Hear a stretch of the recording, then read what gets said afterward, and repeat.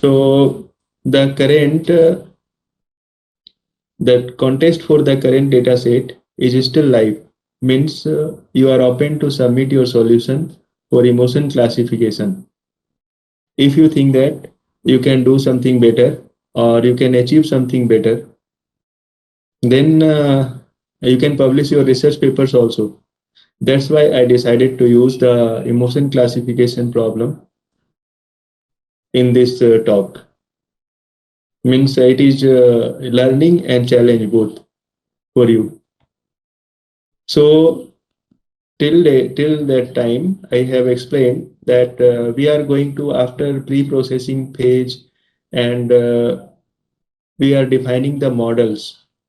So here you can see that after taking the input, we have designed the bidirectional LSTM. Now the next part is sequential attention, sequential self-attention. So you may ask that what is the self-attention and why we are using it. So the concept of self-attention, as I discussed, actually first came in the computer vision area, and in computer vision, people faced a problem in comparing, for example, birds of two different types. They can get the differences only on the tail side or head side. Entire body is almost same. So they started facing problems. So they decided that if the system that they use to differentiate between two birds or two faces or something, if they focus on a particular area and get the special features from that area, then the system can easily differentiate between two birds or two faces or like that. Now the same concept came to the NLP area, like if it is possible to identify that which word are playing more important role and getting better score for that word, if they are playing very important role for sentiment classification or getting the value for the sentiment, then it will help in getting better accuracy of the system. If you want to understand more about what is self attention, how we use it, why we use it, then after the talk, I will share the link. You can go through that. Now, the next part is like use of flatten layer. So here you can see the use of flatten layer. I have used the flatten layer. So once you get the self attention, it will, after the bidirectional LSTM and the sequential self attention, you will get the three-dimensional output, and to get the output, feed the output to deep neural network, you have to reduce the dimensionality. So we have directly used the flatten layer to just convert the 3D matrix into a simple 1 2D matrix. And one more thing, return sequences equal to true that I have used for in the previous first early part of this lecture. I had explained that LSTM actually represents or returns three different types of output: sequence output, state output, and memory cell output. So return sequence equal to true means it will give the sequence output to the self attention layer. And after that we flatten it. So flatten layer and everything, it is very easy because these are the Keras layer, and you can easily read the how you can apply and what is its use. Now from here two different task starts. So this is the first task. As I said, I am using the classification and regression. So this part is for the classification and this part is for regression. Here you can see both things. Now, and this part is your, again, if you go through your multitask deep learning, these are the shared layers. So in this code, this part, this highlighted part of the code is our shared layers. And There are some other things like this part is task 1 layer and this part is task 2 layers. Both uses this share layers output. So here also you can see the same. This X output from the shared layer is used here in the first part, first task. You can see X here and you can see X here for the second part. Now the first part is the classification layer. So in the classification, we just use three deep neural network layer. So DNN layer 1, I have used the output size 20, second output size 6, and third output size 4. And for activation, I have used the ReLU activation, and then here I have used the activation function as a softmax. I already discussed in the early part of this tutorial that for multi-class classification, we generally use softmax. Now the next part of this system is regression. Okay, so for the regression, I have used this output. You can see here, this output I have used here. And again, the same type of system we designed. We take a dense layer with output size 20, activation is equal to ReLU. Here activation equal to ReLU, dense with size 6. Again, finally dense with size 1. We use the kernel initialization normal for regression part, and we didn't use the activation, means it will use the linear activation for regression part. And we use this name of this regression part as a emotion weight calculation or emotion weight. Now, how we can join the model? So here, the according to this system, our input is 1. Suppose this is our input x1, but our output is 2, y1 and y2.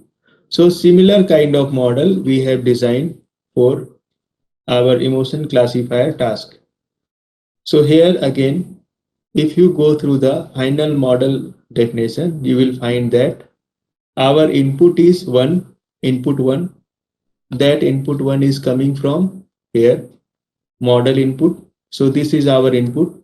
Once we get this input, we generally produce two outputs. First is x1. X1 is our classification output. Here you can see the classification output. And x2 is regression output. Here you can see the regression output. Now we have to design the loss functions. So for loss functions, for emotion classifier part, that is actually multi-class classifier and it contains more than 2 classes. So we use the categorical cross entropy. If we have only 2 classes, then we can use binary cross entropy. Emotion weight, we have used the mean square error. Sometimes people use for emotion means regression. Mean precision rate or kind of loss also. And loss weight means when you run the two different for example, once you run the two different tasks at the same time, then the system will require the information that to which task you will give the more importance or which task you will give the less importance. So here in the loss weights, you can see that I have given equal weight for both. Now the metric means evaluation metric. So evaluation metric for emotion classifier, I'm using the accuracy, and for emotion weight, I'm using mean square error. Now, next part is to design the or compile the model. So you have to compile the model, you have to put some information parameter like loss, what kind of losses you are going to apply, loss weights, optimizer, what kind of optimizer you want to use. I have used the Adam optimizer and matrix, like how you measure the accuracy. So metric here is our accuracy. So this is by default measure for Kera's classification task. And for emission weight, we are using mean square error.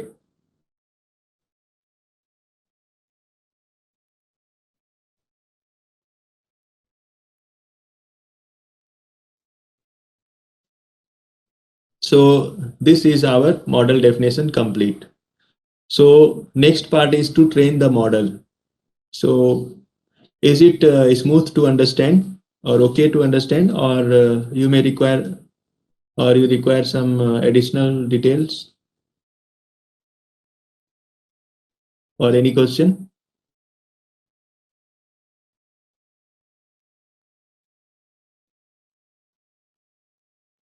Okay. So next to train the model. So how to train the model? So we first take the text classes, text class weight in the pre-processed format that I got through read lines and classes encoder, and then calculate the encoding for classes.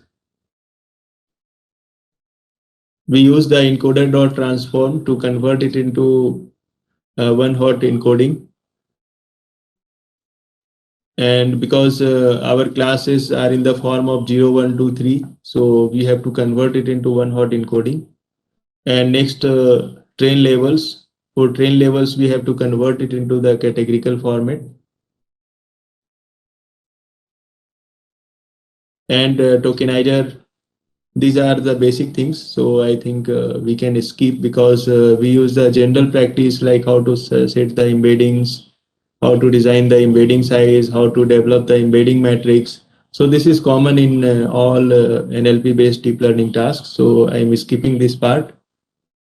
Now, after those encodings, we get the train levels or train data, train X1 and train levels and list weight to train the system.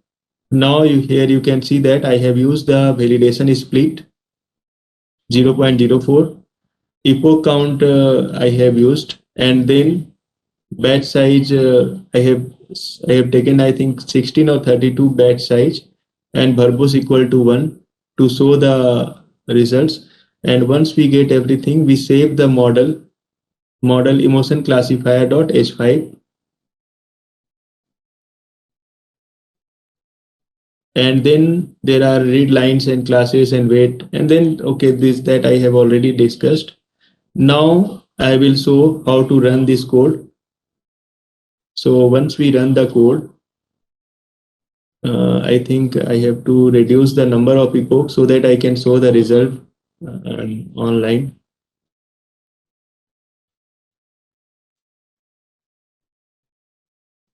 So okay, I am reducing the number of epoch in this case.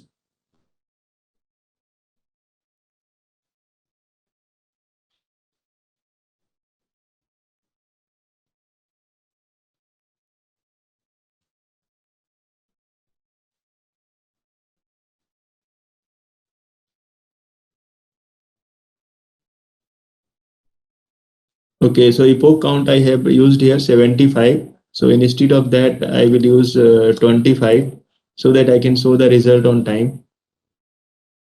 It may affect the results quality, but okay. So let us show how it runs. So once you take all the tokenizer length and you can load model. So now I will explain here that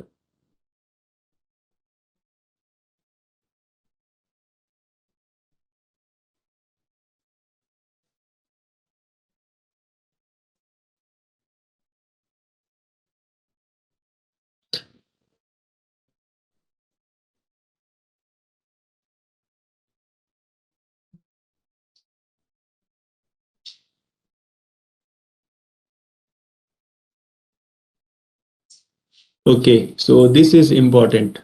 So here you can see that this part is a model summary. So here you can see that input layer, then embedding layer, the size of embedding. You can see that it is very high, bidirectional LSTM, then self-attention, and then flattened layer, and then dense 1, 2, 3, 4, emotion classifier, and then emotion weight layer. So total parameters you can see here the learning started. You can see that I have used the classifier loss as a means a classifier and emotion weight both loss in different format. So model is running. So soon actually 11 epoch crossed. So I think we can easily get the result. So this is a very basic and simple model. You can find the other details about the model in my website here and the complete code here, working code here. You may get a little difference in the code because here didn't use the self-attention mechanism. So this code is without self-attention. So means this is an open problem. So you can explore and means Sir, add can you something from it. sir, can you share the above link in the chat box so we can go through that? Yes, yes, I will share that. Until we are getting the results, I am sharing this.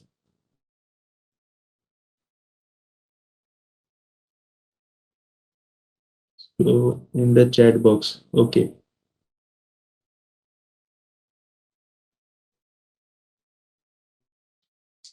So I shared that. And suppose you want something.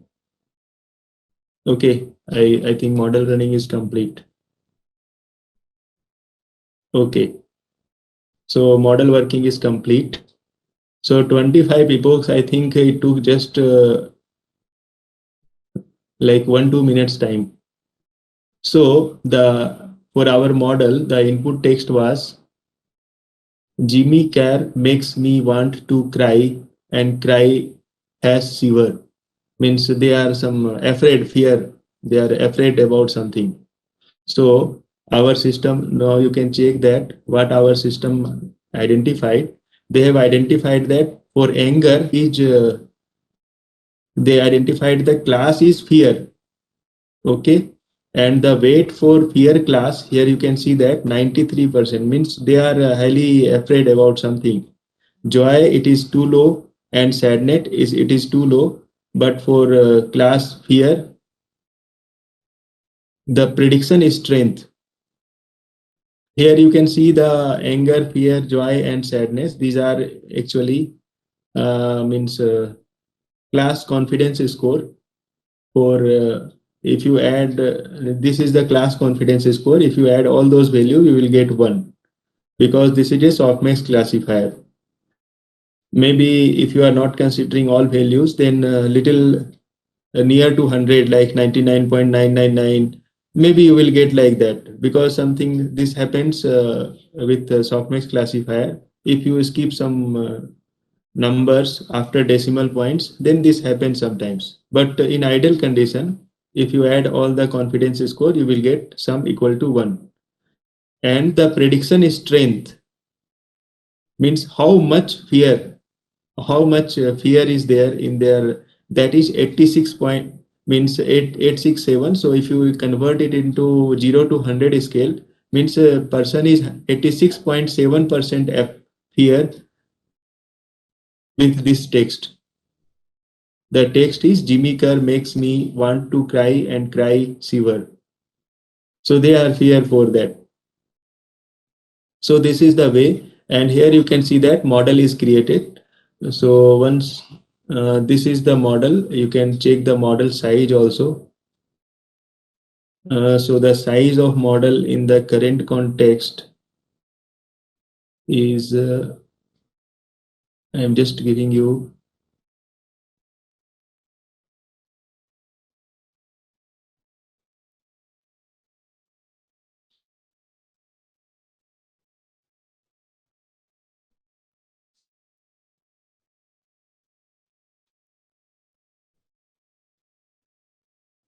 Yes. So the model size is 7.69 MB. So this is a lightweight model because I didn't use 6.6, 7.69 means 7.7 MB is the size of this model after 25 epochs. And this is the accuracy and working of the system. So this is the way the system actually work. Now you can ask some more questions like, okay, I will explain you that how you can develop some other thing by using the same type of code. For example, in the current context, I have used two tasks. First task is our classifier and second task is regression related task. Now, suppose you want to develop two different tasks like here again multi-level classification task. Means one is multi-class classification task and other is multi-level classification task. For example, suppose you develop some training data set like system gives emotion like anger, fear, joy, and sad. And now you have identified that system system contains some words related to anger also, related to fear also, related to joy also, but major class is anger or major class is fear. So in that case, you can apply multi-level classification to know that what are the multiple different types of words are present in your text. Because even if the text is related to fear or anger, there may be some other components present in the text. So that you can apply, identify through the multi-level classification tasks.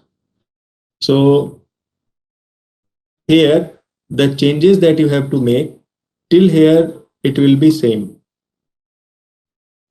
Now you have to apply the changes here.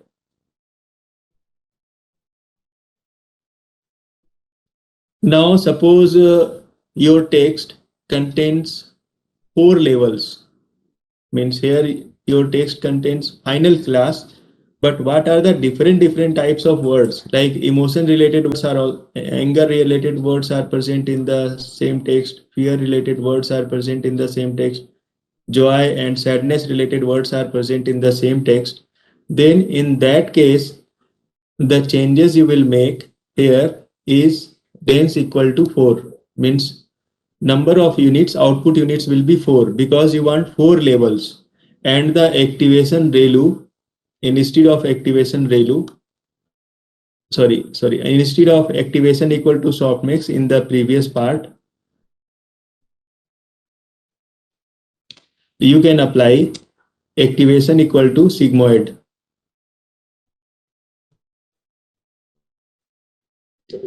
and this part will be same.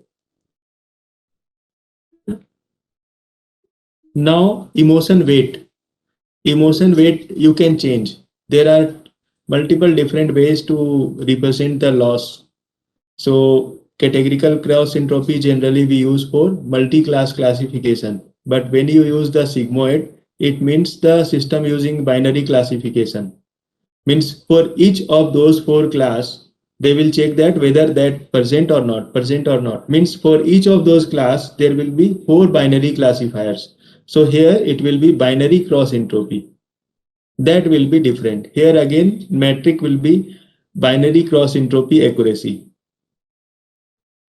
So those changes you have to apply in the current scenario. So this is the things. Means that is the way you can make those changes. Now the next part that I have used in the in this sorry in this part is attention mechanism. So in the attention mechanism, what I have used self attention I have used. So to understand the self attention, because it will take a lot of time, so you can go through my means I have some YouTube channels that is freely available. So here you can see the attention mechanism. So there are two, three different types of multiple different types of attentions are there. Here I have explained the hierarchical attention network. Simple attention, hierarchical attention means this is the simple attention I have applied, but hierarchical attention, what is the hierarchical attention? So you can try with that concept also to improve the accuracy, because once you go through the link of the data set, you will find, sorry, a link of the data set, you will find that it is an open competition, and the current accuracy is not very high till now. Means still there are some chances to beat the means just going through that site.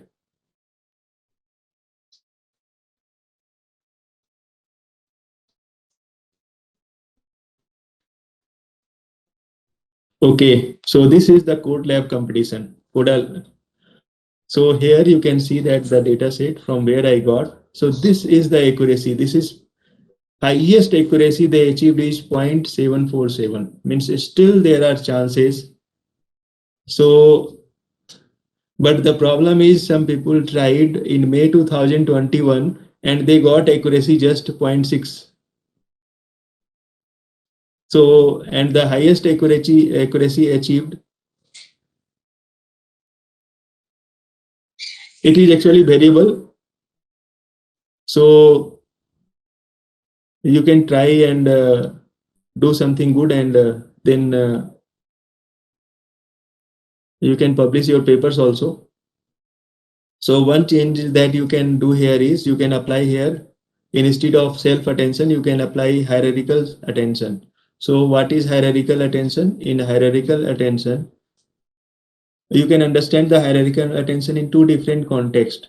The first is in the context of if you have multiple sentences in your text, then if you just consider attention for your entire text having multiple sentences, it will give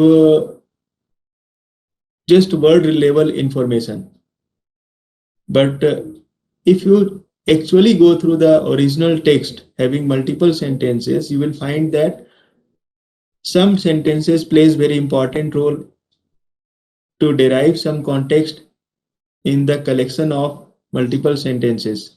Some sentences plays very less important role. So first extract the importance for the at sentence level, and then apply the importance at the word level and then sentence level, and then at a single sentence how to apply the context. So in this case you can apply the character level index attention to get the importance attention for word, and then as a next level you can get the complete importance for the entire sentence. So that way you can use the hierarchical attention also. In the here also you can change, instead of using direct embedding, you can try with BERT embedding, you can try with ExcelNet embedding, and those things you can do.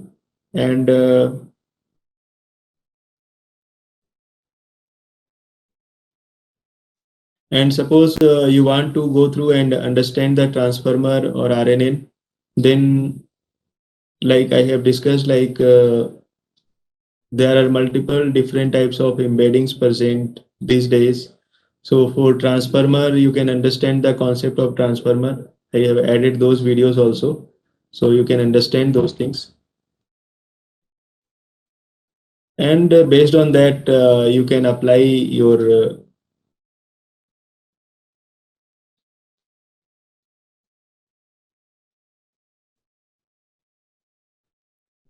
and one more thing that I want to add. These days, people use such kind of multitask input in deriving some other format. For example, in the NLP application, suppose you want to define sentiment classifier, weighted sentiment classifier like negative, positive, or neutral sentiment, then you can merge those emotions like anger, fear, and joy as a component of negative sentiment. So if you merge and use those three things in the form of negative sentiment, then you can better understand the emotions behind the user, that whether they are really angry or they are disappointed, means sad, or they are afraid that we should not, it is just means results in losing of money or something. So you can apply such kind of multitask output in getting the insight for sentiment classification also. That's why I said selected this topic for explanation. And so from my side, I think I am done. So if you have any questions, then please ask. Sir. Participant, please on your cameras.